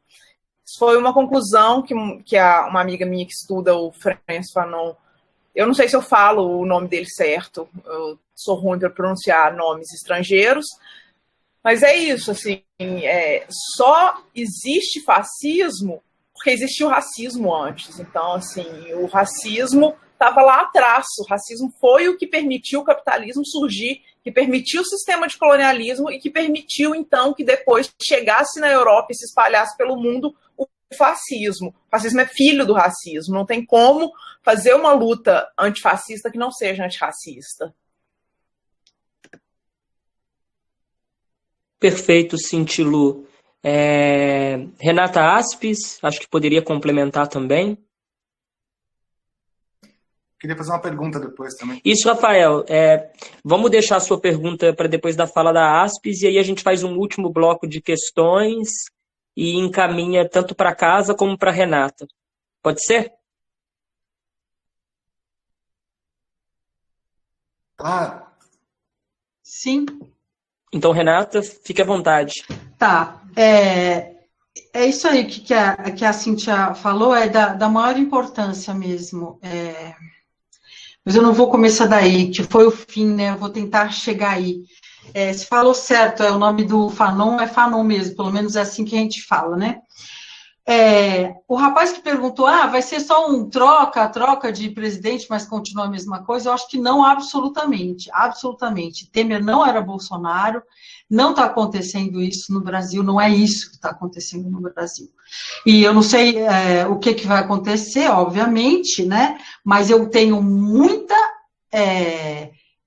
crença e ajo diariamente na minha vida do jeito que eu posso para fazer micro-revoluções. E eu acho que a gente está vivendo numa panela de pressão, que nem lá no vidinho do Grupelho, o Pedro falou isso, a gente está vivendo numa panela de pressão e a qualquer momento ela vai estourar, ela está com a válvula entupida, a qualquer momento ela vai estourar. Eu boto maior fé nisso, eu acho que a gente está trabalhando em direção a isso. Quer dizer, não é uma questão de revolução, mas é uma questão de muitas e muitas e muitas ações de resistência que estão se agenciando e que mudam sim a situação. Então, por exemplo, o que a Luísa deu de Paraisópolis, né, o que estava acontecendo? Então, as próprias pessoas pegam e criam uma rede para sobreviver na pandemia. E como essas, tem milhares pelo Brasil inteiro, redes de solidariedade e de novas formas de se relacionar e de lidar com a situação, e eu acho que a gente está, então, num momento político, paradoxalmente, essa desgraça toda, muito propício para a gente criar novas formas de resistência, e eu acho que é isso que a gente está fazendo. E sim, a história vai ser contada pelos brancos, sim, ainda está sendo, sim, como sempre foi. Sempre a história foi contada pelos vencedores, né, que são os colonizadores, que são os donos de escravos, os brancos, né, e os brancos machos, né. Então, por isso que cada um dentro da sua esfera tem que ter uma ação contra isso, é isso que eu falo da ação. Então, por exemplo, eu como professora, agora, há pouco tempo, que eu percebi que uma ação dentro do meu métier, que é ser professora de vários alunos, orientadora e tal, e uma coisa que o Grupelho está fazendo é buscar outras bibliografias que não sejam de macho branco europeu, né? Então, a gente vai falar de filosofia de mulheres, a gente vai buscar filosofia de mulheres, filosofia de negros. Então, a gente está estudando uma série de pessoas que não são europeias, ou umas que são, né, como a Grada Quilomba, mas que não são europeias e não são o modelo, né, do macho branco, heterossexual, morador de uma cidade, estudado com seu carrinho e seu pintão, né, nada disso, quer dizer, a gente quer ouvir as vozes de outras pessoas, isso é descolonizar, né? Mas a gente tem que descolonizar o nosso modo de estudar isso, de ler isso e de usar, e da gente também escrever e agir em relação a isso, né? Então, dentro da universidade mesmo, a gente vê um movimento muito grande nos últimos anos por causa dessa coisa das cotas, etc., que eu acho que foi um jeito de começar, e uma série de políticas públicas que teve nos governos anteriores, que fez com que mudou muito o público dentro das universidades. Na UFMG, por exemplo, 70% dos alunos hoje, que são milhares, são pessoas da classe D, C, D, sei lá como se classificam, mas enfim, são pessoas pobres e negras, né, a maioria. Então, isso é um poder imenso que a gente tem. E não tem nada a ver uma pessoa branca de olho azul chegar na classe e ficar dando o Sartre, que era outro branco de olho azul, entende? Europeu. Então, cada um dentro do seu métier, poder explodir esses limites do modelo, né? Que por mais que possa ser também uma coisa de, a filosofia da diferença tal, a gente pode usar isso de uma forma fascista, né? Como pensamento único, como imposição de pensamento único, né? Então, infelizmente, sim, por enquanto a história continua sendo contada pelos brancos, mas a gente ser antirracista também é uma ação, e também é uma ação dos brancos, a gente tem que fazer isso. E para alguém poder falar, né, toda essa história de lugar de fala e tal, não vou entrar nisso, porque foi muito mal entendido também, mas enfim, para que as minorias possam falar, né, então os negros, as mulheres, os indígenas, etc., LGBT, possam falar, tem que ter alguém que ouça. Então a gente tem que abrir canais de escuta, ou seja, de deixar eles publicarem, de deixar eles darem aula, de deixar eles serem o presidente da República, etc. Ou seja, tem que ter espaço, senão não adianta eles terem o que falar, né? Mas não é a gente dar, eles vão conquistar e a gente vai ajudar a conquistar. A gente vai estar junto nessa luta, protagonizada por eles, né? A luta do negro é do negro e o branco pode estar junto, mas a luta é do negro. Assim como a luta feminista é da mulher, das mulheres. É contra os homens? Absolutamente, eles podem estar juntos. Mas o protagonista é a mulher, é o homem, é o LGBT, né? E o antifascismo aí se refere a pensar de forma múltipla, né? E todos terem os mesmos direitos de pensar e de ter uma vida digna e do jeito que a pessoa queira. É isso. Perdão. Perfeito, Renata. Eu vou traçar um comentário sobre essa questão que foi colocada, mas antes eu queria abrir a fala para o Rafael Limon, porque ele falou que queria fazer uma pergunta, e talvez a gente pode abrir mais umas 2 questões, e eu vou pedir para que vocês abram o microfone e a câmera para fazer essas perguntas, porque aí vocês entram na sala e fica mais dinâmico, fica mais legal. Então, Rafael, pode fazer a pergunta, meu caro. Calma aqui. Olá, então, Cíntia e Luísa, que incrível assim, poder ouvir vocês e também ver vocês. Eu conheço outra pessoa aí da casa, a gente viveu junto, né? Uma pessoa muito querida. Minha pergunta é breve, assim, né? Eu coloquei no chat, assim, a campanha de apoio mútuo que vocês fizeram, que o material ficou incrível também, assim como o exemplo que você deu de Paraisópolis, os vídeos que vocês fizeram do passo a passo, de montar as marmitas, um saquinho de plástico, um saquinho de pão, e pôr aquele panfleto, né, anti-Bolsonaro, eu achei fascinante, assim, então é um manual muito interessante e está aqui no chat, né, então quem quiser depois acessar. Minha pergunta é o que vocês pensam a respeito das manifestações antifa na rua, que começaram no dia 1º e agora tem uma segunda marcada para o dia 7. Então minha pergunta é essa. E saúde e anarquia, a gente se encontra ainda. Até já. Beleza, Rafa, valeu. Alguém mais tem alguma questão, alguma pergunta e gostaria de entrar na sala? Eu gostaria, Matheus. Por favor. Boa noite a todos. Boa noite a todos. Eu acho que cabe mais para a professora Renata, mas eu queria que todos, né, falassem sobre uma questão que me incomoda, que a gente está vendo agora aquelas marcações pintadas no chão, aquele espaço físico, né, indicando que cada um de nós, cada corpo tem que ficar no seu quadrado, né, esse distanciamento.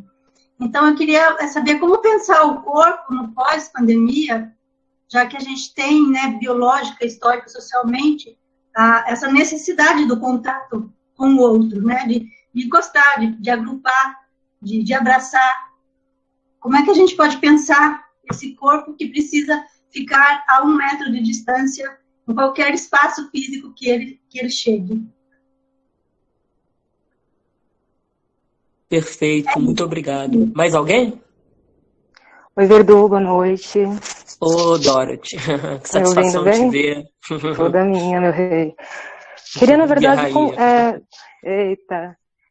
conversar, na verdade, com as falas, tanto da professora Renata, quanto das meninas da Casa Invisível, e trazer uma questão que eu acho muito importante. Quando a gente fala de resistência, quando a gente fala de periferia, eu coloquei a pergunta, na verdade não foi muito uma pergunta, foi uma provocação mesmo, de pensar pandemia, caos, cais, e pensar no povo da periferia enquanto a gente está na nossa casa, em grande maioria, né? Não somos todos e todas. Na nossa casa, num conforto possível, existem corpos trabalhando para sustentar toda essa estrutura. E esses corpos, eles são os corpos da periferia. E eu queria aproveitar e partilhar. Eu sou da periferia, eu sou do bairro Brasilândia, de São Paulo, e faço parte de um coletivo, que é uma ocupação, do qual eu também faço parte, sou moradora dessa ocupação, chamado Coletivo Favela da Onça. E a gente tem mobilizado ações, nós com nós mesmos, contando com uma rede de amigos, de apoio somente, para sustentar mesmo a subsistência das pessoas ali em coletivo. E como isso acontece? Bom, existem pessoas que estão fisicamente na ocupação, eu não estou em Barão Geraldo por conta do mestrado da Unicamp, que batem de casa em casa, que são moradoras. Minha família, na verdade, eles ficam a maior parte do tempo articulando essas ações, bem quem precisa de quê, o que está precisando, o que está faltando. Os corpos, a maioria das pessoas estão trabalhando nesse momento, inclusive minhas irmãs, inclusive minha família. E a partir das necessidades das pessoas, a gente vai tentando levantar isso, angariar fundos, comida, roupa, agora está chegando frio. E é assim que tem acontecido, mas isso não aconteceu de ontem para hoje. Existe um surto quase que não, mundial, econômico e tudo mais, que estamos em crise agora. A periferia sempre esteve em crise, os corpos pretos sempre estão em resistência, e isso não é uma coisa que começou em março, isso é uma coisa de muitos anos. Essa ocupação, ela existe, pelo menos está no terceiro, indo para o quarto ano agora, e desde o momento que começou essa ocupação, essa luta, tanto de persistir ali para que a polícia não tire, para que não seja desocupada, quanto para se manter. E isso acontece também, Verdô, com os coletivos da comunidade da Brasilândia, coletivos artísticos. E tem o pessoal do Sarau na Brasa, que é um coletivo de poesia, tem o pessoal do Samba do Congo, Quilombac. Então todos os coletivos artísticos estão se reunindo para dar um salve para a quebrada, cada um dentro do seu alcance, cada um dentro da sua possibilidade. Eu tenho chamado isso para além de micropolítica, a política em rede, porque a gente está se apoiando mutuamente com um grupo de pessoas e ajudando a quebrada. Eu não sei se vocês sabem, mas o bairro da Brasilândia tem sido o bairro em São Paulo, o bairro periférico mais afetado pela pandemia, com mais mortes por coronavírus. Então, quando se fala de resistência, a gente não está falando de uma coisa que está acontecendo há 2 meses para cá, é uma luta eterna, é uma luta que não tem fim. Essa era a primeira coisa.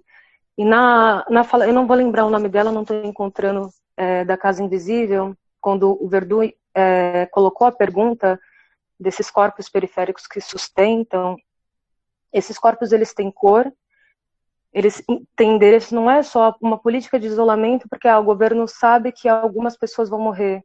Essas pessoas que vão morrer, elas têm endereço, elas têm cor, elas têm identidade, não está sendo qualquer pessoa. Por mais que fale da favela do Paraisópolis, que é a maior contradição do lado do Alphaville, é a galera do Paraisópolis que está morrendo, não é o povo do Alphaville, mesmo sendo da mesma localidade.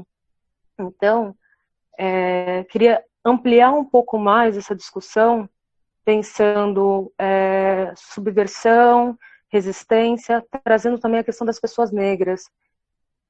Alguém falou alguma coisa aqui? Falando da questão das pessoas negras, que são corpos, outros que hoje sim ocupam a universidade a todo custo, isso não está fácil. As políticas de cotas, elas existem, mas elas não garantem nada. A gente continua se degladiando para entrar, a gente continua se degladiando para se manter, e muitos de nós nem conseguem terminar uma graduação, um mestrado, um doutorado, porque são muitas as adversidades. Então, o que eu queria, na verdade, é trazer para cá, para além de... Eu nem vou entrar nessa questão de fascismo e antirracismo, antifascismo.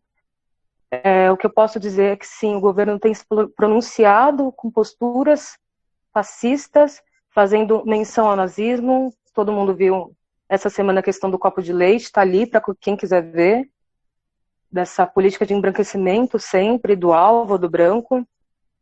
Mas eu acho que a discussão ela pode ser trazida para um lugar considerando essas vozes, considerando esses corpos, e sim, o lugar de fala eu acho que ele é muito mal compreendido mesmo.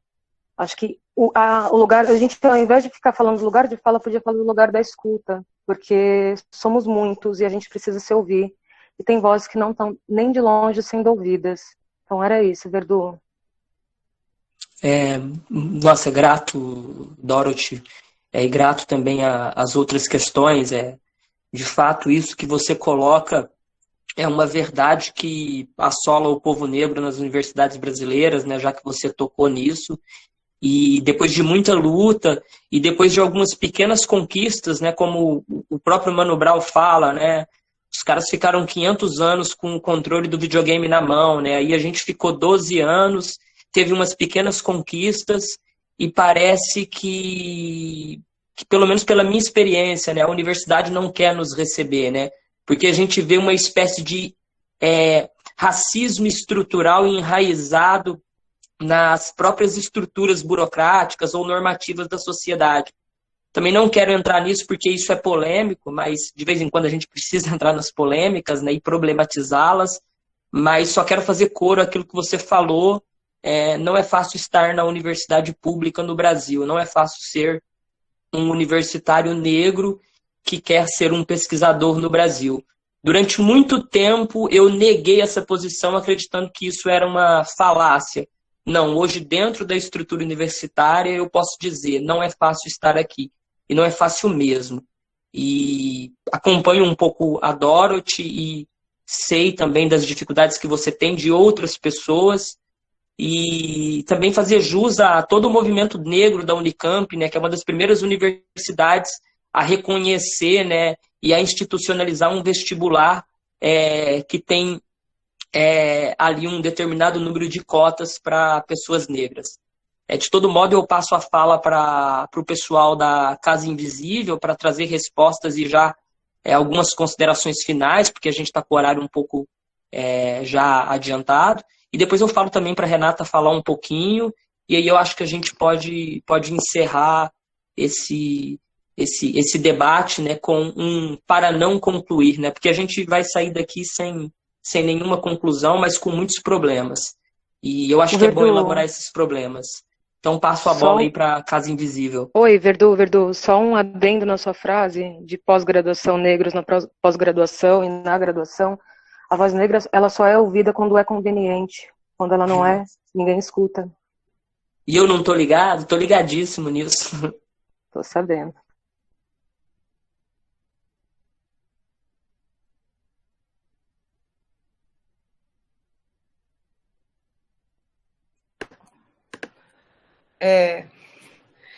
Eu acho que essas últimas falas elas não trouxeram questionamentos, né? Foram reflexões que acrescentaram aí no debate.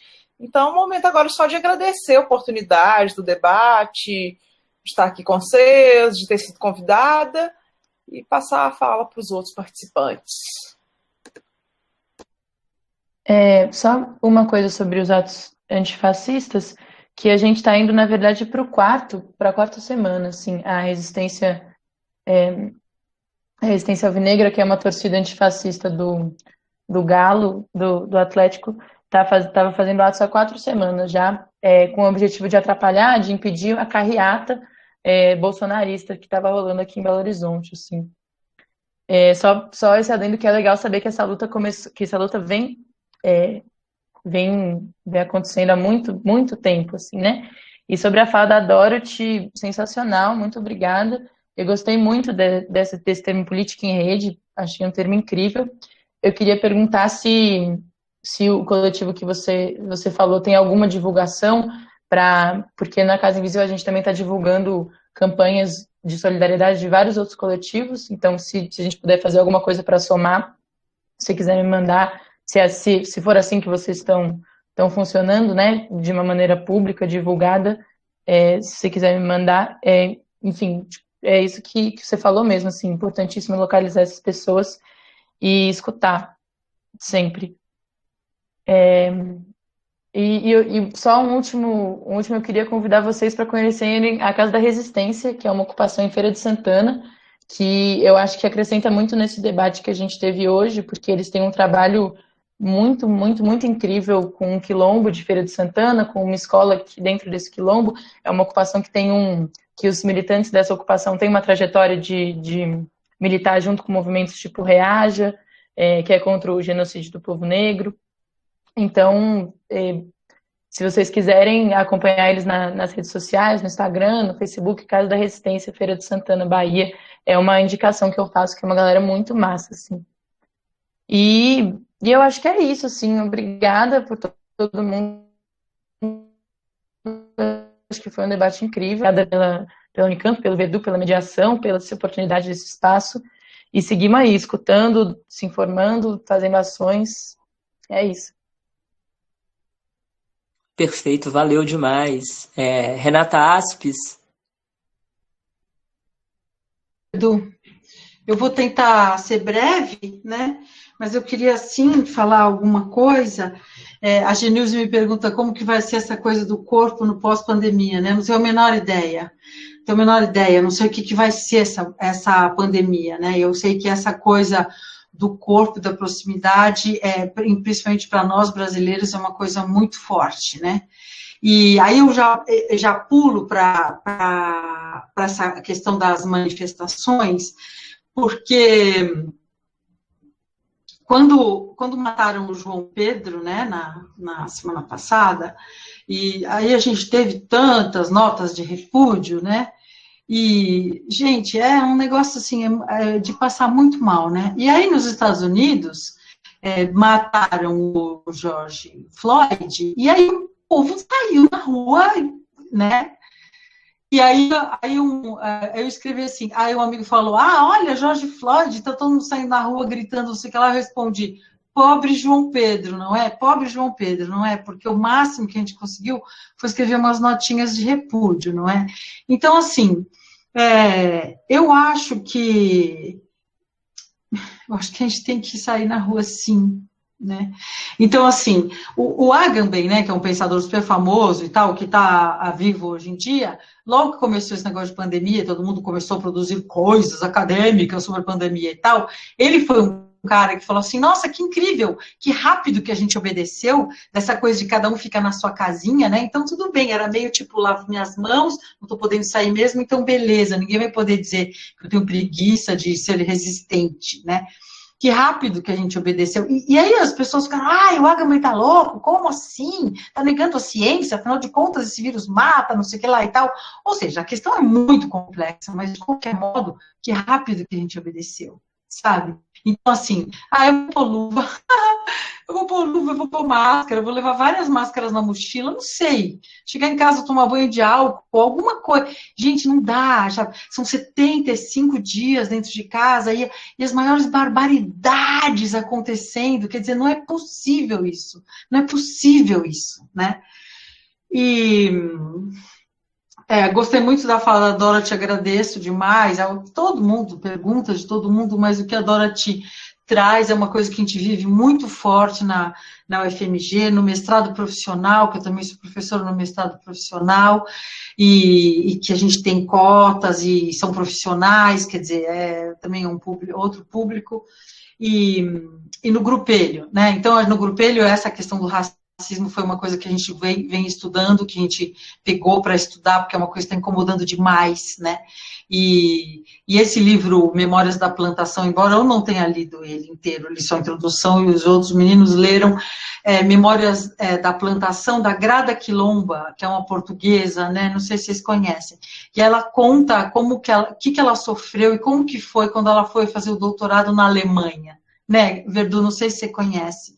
Então, assim, e essa questão que você fala do racismo estrutural, né, eu volto a repetir, o racismo também é um modo de pensar, é um modo de perceber, a pessoa olha e fala azul, verde, vermelho, olha, fala preto, daí já sente coisas, né, que não sente se for uma pessoa branca ou com outro fenótipo. Então, assim, o racismo está moldado culturalmente há séculos na percepção das pessoas e no modo de pensar, né? Então, por isso que mais do que estrutural, que é o racismo que é mesmo, mas ele estrutura também o modo de pensar das pessoas. E por isso que é uma luta pessoal não ser racista e ser antirracista. Não ser racista, eu não sou racista, isso é impossível. É mentira, né? Porque a gente tá moldado dentro disso. E é uma luta pessoal de si contra si mesmo, as pessoas brancas, né? E uma luta social e de ação também, para engrossar esse caldo antirracista, que deve ser protagonista. Nossa, Renata, valeu demais pela sua contribuição agora, né, fechando o debate. Eu quero agradecer muito, né, o pessoal da Casa Invisível, né, tanto a Luísa como a Cíntia, que trouxeram um debate significativo para essa mesa. Agradecer o GOG também e pedir desculpas a todas vocês pelas interferências e pelos problemas que nós tivemos com essa sala. Mas a gente está aprendendo a lidar com isso agora e da maneira mais difícil possível, né? Porque isso nos chegou, está todo mundo aprendendo a lidar com lives, com essa perspectiva virtualística, né? E a gente vai aos trancos e barrancos, mas a gente vai. Queria complementar dizendo que trazer o pessoal da Casa Invisível, o pessoal de uma ocupação anarquista, e que é importante frisar que é uma ocupação anticapitalista no centro de BH, tinha total sentido junto com o GOG, né, que é um rapper, um poeta nacional de Brasília, que está no fronte de batalha em favor das pessoas que estão mais precisando, em favor das pessoas que estão na periferia. Como a Dorothy mencionou, nós estamos em casas, nós podemos ter a segurança da casa. No caso de nós que fazemos pós-graduação, temos nossas bolsas mantidas, estamos em casa estudando, mas isso não significa que a gente está calado diante de tudo que está rolando, que está acontecendo. E, bom, queria pedir para todos vocês que estão acompanhando para curtir lá a página do GOG, curtir as páginas do Grupelho e curtir as páginas da Casa Invisível e propagar as ideias que essas pessoas estão pensando nas redes. Eu acho que a gente começar a entender um pouco de toda essa virtualidade é indispensável, né? Porque isso está nos compondo nesse momento.